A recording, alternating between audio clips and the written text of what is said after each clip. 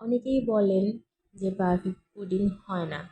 তো আমি আজকে জাস্ট একটা বাটিতে পুডিং করব 4টা ডিম দিয়ে। তো সেই রেসিপিটাই দিয়ে দিচ্ছি। আসসালামু আলাইকুম এভরিওয়ান। আমি প্রথমে পাতিলে গরুর দুধ জাল করে নিয়েছি। তার থেকে কিছুটা দুধ উঠিয়ে নিয়ে তাতে 3 চামচ পরিমাণ আমি গুঁড়ো দুধ অ্যাড করে দিব। এতে হবে কি আপনার দুধটার ঘনত্বটা আর একটু সুন্দর হবে। আর হ্যাঁ, আমি দুধে একটু তেজপাতা আর একটু দারচিনি দিয়ে নিয়েছি, কারণ অনেকেই আছে যে পুডিংয়ে ভ্যানিলা এসেন্স ইউজ করে। আমি পুডিংয়ে সেটার ফ্লেভারটা পছন্দ করি না, আপনি চাইলে দিতে পারেন। আর আরেকটি বাটিতে দেখা গেছে আমি একটু সয়াবিন তেল নিয়েছি, একটু চিনি নিয়েছি। এক্সট্রাভাবে আর ক্যারামেল করবো না, আমি বাটিতেই সরাসরি করে ফেলবো। আর হ্যাঁ, সামান্য একটু ফুড কালার অ্যাড করে দিয়েছি, কালারটা সুন্দর হবে।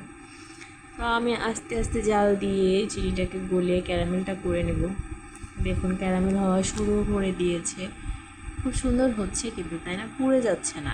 আপনি ঘন ঘন নাড়তে থাকবেন, তাহলে দেখবেন পুড়বে না। আর এই দেখুন আমার ক্যারামেলটা কত সুন্দর কালার দিয়েছে। তো এটাকে একটু পানিতে বাটিটাকে বসালে সুন্দর হয়ে জমে যাবে।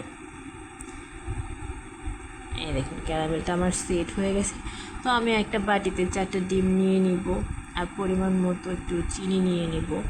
আপনি কম খেতে চাইলে চিনি আপনি কম দিবেন, আর একটু বেশি খেতে চাইলে বেশি দিবেন চিনি। আমি সুন্দর করে বিট করব। আর বিট করার জন্য শুধু বিটারই দরকার তা কিন্তু না, আমি কাঁটা চামচ দিয়ে বিট করব, আর এটা খুব সুন্দর হয়। চিনিটা গলে যাওয়া পর্যন্ত একটু বিট করতে থাকি। তো দেন দেখেন আমার চিনিটা যখন গলে গিয়েছে, তখন আমি দুধটাকে ঠান্ডা করতে দিয়েছিলাম, সেই ঠান্ডা দুধটা অ্যাড করে দিয়েছি। এখন সেই বাটিতে আমি সেট করে দিলাম। আজকে আমি পুডিংটা প্রেশার কুকারে করব, তাড়াতাড়ি হয়। তো একটু ওয়েট করার জন্য আমি ওই শিলটা দিয়ে দিলাম। এতে হবে কি, বাটিটা নড়বে কম, পুডিংটা খুব সুন্দর হবে।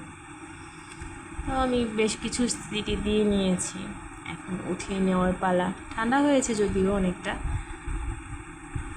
দেখুন আমার পুডিংটা পুরোপুরি সেট হয়ে গিয়েছে, এখন নামানোর পালা। অ্যান্ড ফাইনালি আমার পুডিংটা তৈরি।